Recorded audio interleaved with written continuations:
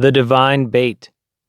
Commentary on the victorious sacrifice of Christ our God by St. Gregory of Nyssa, St. Maximus the Confessor, and St. John Damascene.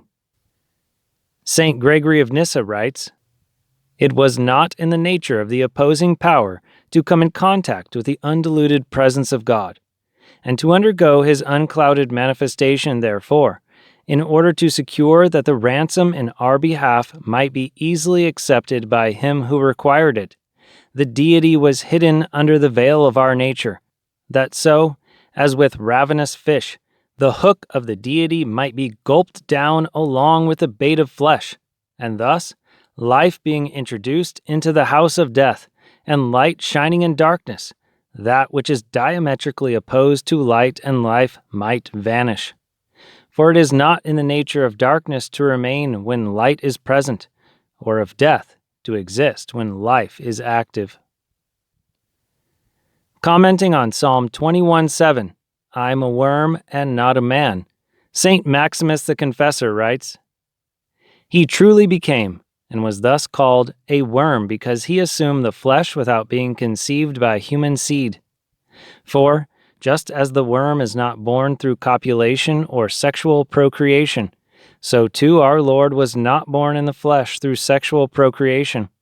Moreover, the Lord mounted his flesh on the fish hook of his divinity as bait for the devil's deceit, so that, as the insatiable serpent, the devil would take his flesh into his mouth, since its nature is easily overcome, and quiver convulsively on the hook of the Lord's divinity, and by virtue of the sacred flesh of the Logos, completely vomit the Lord's human nature once he swallowed it.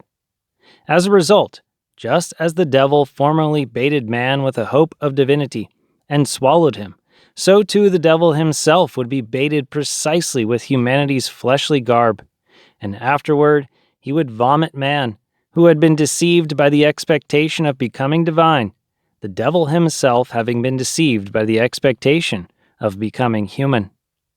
The transcendence of God's power would then manifest itself through the weakness of our inferior human nature, which would vanquish the strength of its conqueror.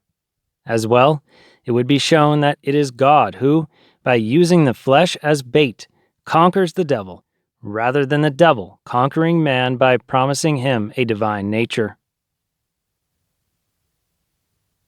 St. John Damascene writes, "Since our Lord Jesus Christ was without sin, for he committed no sin, he who took away the sin of the world, nor was there any deceit found in his mouth. He was not subject to death, since death came into the world through sin. He dies, therefore, because he took on himself death on our behalf, and he makes himself an offering to the Father for our sakes. For we had sinned against him, and it was meet that he should receive the ransom for us, and that we should thus be delivered from the condemnation. God forbid that the blood of the Lord should have been offered to the tyrant.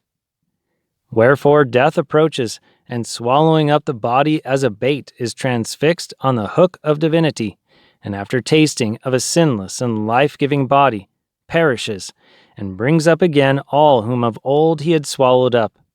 For just as darkness disappears on the introduction of light, so is death repulsed before the assault of life, and brings life to all, but death to the destroyer."